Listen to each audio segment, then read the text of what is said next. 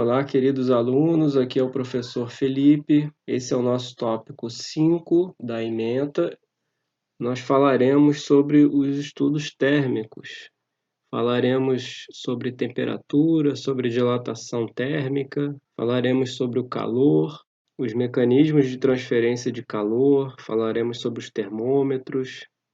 Por ser um tópico um pouco maior do que de costume, ele será dividido em 3 partes. Os slides eu vou disponibilizar na plataforma Teams e os vídeos referentes a essa aula, os vídeos ilustrativos, também serão disponibilizados na plataforma Teams. Os vídeos sobre os exemplos, os exercícios resolvidos, também serão colocados na plataforma Teams. Caso não haja espaço suficiente para fazer o upload por lá, eu vou disponibilizar os links para vocês poderem acessar, da mesma forma como eu fiz no outro tópico. Um dos pontos introdutórios importantes nesse conteúdo é saber diferenciar o que é sensação térmica, o que é temperatura e o que é calor. Basicamente, a sensação térmica diz respeito à sensação de quente ou frio. Porém, a sensação de quente ou frio não quer dizer que o corpo esteja com a temperatura mais elevada do que o outro. Vejamos esse slide 3 aqui. Uma das mãos do menino está na água quente, a outra está na água fria. Em dado momento, ele retira as duas mãos e coloca em duas bacias, ambas com água morna, dando a ele a sensação de que uma das mãos sente a água estar gelada e a outra sente a água estar quente, quando na verdade as duas bacias possuem a mesma temperatura. Vejamos então o que é a temperatura. O slide 4 mostra duas figuras, são dois cubos, e dentro desses cubos, as partículas que compõem esses cubos. No caso em que a temperatura estiver mais elevada, as partículas presentes neste cubo constituinte dessa peça, desse sólido, elas vão apresentar um grau de agitação mais elevado, como é possível verificar na figura. As partículas, elas apresentam maior agitação quando a temperatura está mais elevada. Em contrapartida, na outra figura, devido ao fato da temperatura ser menor do que na figura da esquerda, as partículas estão menos agitadas, elas se movem menos, com menor velocidade do que no sólido na figura da esquerda. Para se medir a temperatura, são utilizados os termômetros. Os termômetros são dispositivos utilizados para medir a temperatura de um corpo ou de um sistema com o qual este está em equilíbrio. Todos os termômetros empregam alguma propriedade física que exibe uma mudança com a temperatura que pode ser calibrada para fazer a temperatura mensurável.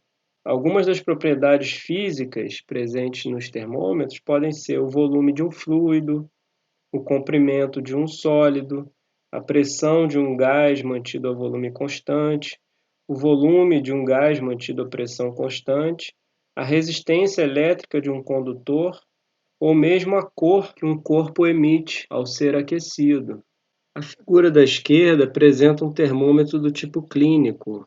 Ele é composto de mercúrio e quando a temperatura varia, isso causa uma variação de volume do mercúrio que está aprisionado no termômetro. Em geral, toda substância apresenta uma variação de volume, chamada de dilatação, toda vez que a temperatura varia. Neste caso, é necessário adequar a substância que está utilizando no termômetro ao range de temperaturas que se pretende medir. A figura da esquerda mostra um termômetro baseado na variação da resistência elétrica com a variação da temperatura. Basicamente, um condutor, ao ser submetido a uma variação de temperatura, apresentará também uma variação na sua resistência elétrica. No caso de um tubo capilar de vidro, quando a sua temperatura aumenta, o volume de fluido também aumenta. Como a área da seção transversal do tubo capilar é uniforme, a mudança no volume do líquido varia linearmente com seu comprimento ao longo do tubo. Podemos, então, definir uma temperatura como estando relacionada ao comprimento da coluna de fluido. Os detalhes sobre o fenômeno da dilatação térmica serão abordados no próximo tópico, o segundo vídeo. O termômetro pode ser calibrado se colocado em contato térmico com alguns sistemas que permaneçam a temperatura constante e marcando-se a extremidade da coluna de fluido no termômetro. Um sistema desse tipo é uma mistura de água e gelo em equilíbrio térmico na pressão atmosférica. Uma vez que marcamos as extremidades da coluna de fluido para os sistemas de nossa escolha em nosso termômetro, precisamos definir uma escala de números associadas às várias temperaturas. Uma escala desse tipo é a escala Celsius de temperatura. Na escala Celsius, a temperatura da mistura de água e gelo é definida como 0 grau Celsius. Esta temperatura é chamada de ponto de gelo ou ponto de congelamento da água. Outro sistema geralmente utilizado é uma mistura de água e vapor em equilíbrio térmico na pressão atmosférica. Na escala Celsius, esta temperatura é definida como 100 graus Celsius. Uma vez que as extremidades da coluna de fluido no termômetro foram marcadas nesses dois pontos, a distância entre as marcas é dividida em 100 segmentos iguais, cada um denotando uma mudança na temperatura de 1 grau Celsius. No slide 10, o termômetro da esquerda está graduado na escala Celsius.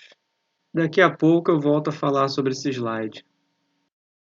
O slide 7 mostra um termômetro de gás a volume constante. Ele mede a pressão do gás contido no frasco imerso no banho. O volume do gás no frasco é mantido constante por meio da elevação ou do abaixamento do reservatório B, de tal forma que o nível do mercúrio na coluna A permaneça constante. O comportamento observado nesse dispositivo é a variação da pressão com a temperatura de um volume fixo de gás. Isto está representado na figura da direita do slide 7. Toda vez que houver uma variação na temperatura, a pressão do gás também irá mudar e irá alterar o nível de mercúrio. A relação entre a pressão e a temperatura de um gás será melhor explicada nas próximas aulas, quando estudarmos o comportamento de um gás ideal. Suponha agora que as temperaturas são medidas com vários termômetros de gás que contêm gases diferentes. Os experimentos mostram que as leituras do termômetro são quase independentes do tipo de gás utilizado, contanto que a pressão do gás seja baixa e a temperatura esteja bem acima do ponto no qual o gás se liquefaz. Veja a figura do slide 8. Se as curvas mostradas na figura do slide 8 forem estendidas para trás, rumo às temperaturas negativas, encontramos um resultado surpreendente. Em todos os casos, a pressão extrapolada vai a zero quando a temperatura é de menos 273,15 graus Celsius, independente do tipo de gás utilizado. Além disso, como a pressão mais baixa possível é zero, que seria equivalente a um vácuo perfeito, tal temperatura deve representar um limite inferior para os processos físicos. Assim, chamamos essa temperatura como zero absoluto. Alguns efeitos interessantes ocorrem em temperaturas próximas de zero absoluto, tal como o fenômeno da supercondutividade, que será estudada na disciplina de Física 4. Essa temperatura significativa é utilizada como base para a montagem da escala Kelvin de temperatura, que estabelece menos 273,15 graus Celsius como seu ponto zero. A temperatura Kelvin é chamada então de temperatura absoluta. Observe que a notação para a temperatura na escala Kelvin não utiliza o símbolo de grau. A unidade para uma temperatura Kelvin é simplesmente Kelvin, e não grau Kelvin. O termômetro central mede a temperatura baseado na escala Fahrenheit, que tem como ponto de congelamento o valor 32 e o ponto de ebulição da água como 212. No lado direito são apresentadas equações que nos permitem converter uma escala de temperatura em outra. Chegamos ao final da primeira parte dessa aula. Espero que vocês tenham gostado Em breve disponibilizarei a segunda parte desse conteúdo, onde falaremos sobre dilatação térmica.